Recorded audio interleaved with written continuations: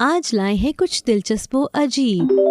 سائنسدانوں نے ایک اندازے کے مطابق 46,000 سالوں سے منجمد کیڑوں کو دوبارہ زندہ کرنے میں کامیاب ہوئے۔ عالمی میڈیا رپورٹس کے مطابق ماہرین کا خیال ہے کہ یہ کیڑے پلائسٹونسن کے آخری دور 20 لاکھ سال پہلے سے تعلق رکھتے ہیں۔ سائبیرین پرمافراسٹ میں 40 میٹر گہرائی میں پائے جانے والے کیڑوں کے ایک چھوٹے سے گروپ کو پگھلا کر دوبارہ زندہ کیا گیا ہے۔ یہ کیڑے طویل عرصے سے معدوم ہونے والی انواع پیناگرومولیس کولائی سے تعلق رکھتے ہیں، جو کہ 46,000 سال پہلے منجمد رہنے کی وجہ سے غیر فعال حالت میں تھے، جسے کرپٹوبائیوسس کہا جاتا ہے۔ اس سے قبل سائنسدانوں کے پاس ایک مفروضہ یا خیال تھا کہ یہ کیڑے منجمد رہنے کے قابل ہیں، تاہم یہ مخلوق دو ہیکل میمالیا کے وقت سے موجود ہے۔ PLOS جینیٹکس کے جریدے میں شائع ہونے والے مطالعے کے سینئر مصنف پروفیسر اور جرمنی میں Max Planck Institute of molecular cell biology and genetics کے پروفیسر ٹیموراس نے کہا ہے کہ یہ چھوٹے کیڑے گینیز ورلڈ ریکارڈ کا حصہ بن سکتے ہیں، جو کسی کے خیال سے بھی کہیں زیادہ منجمد حالت میں زندہ رہ سکتے ہیں۔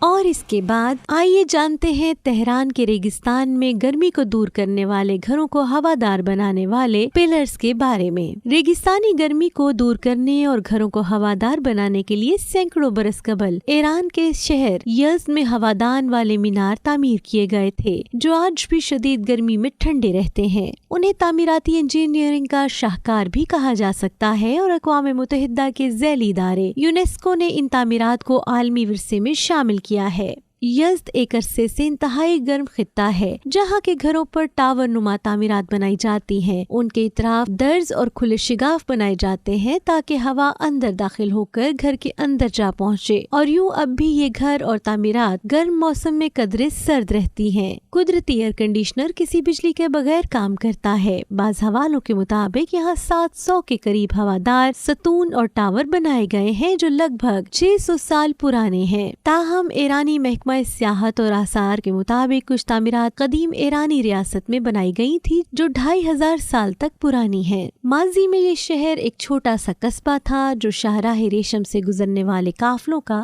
عارضی گھر بھی تھا۔ یہی وجہ ہے کہ سرد ہوا کو کھینچنے اور گرم ہوا کو نکال باہر کرنے والے قدرتی گھر بنائے گئے ہیں، جو سب عمودی انداز میں نمایاں ہے۔ یہاں دولت آباد نامی ایک باغ میں سب سے طویل ہوائی ٹاور ہے، جس کی بلندی 100 فٹ ہے۔ یہی وجہ ہے کہ یزد شاندار ڈیزائننگ اور تعمیرات کا ایک منہ بولتا ثبوت بھی ہے۔ اسے دیکھنے کے لیے لوگ دور دور سے یہاں پر آتے ہیں۔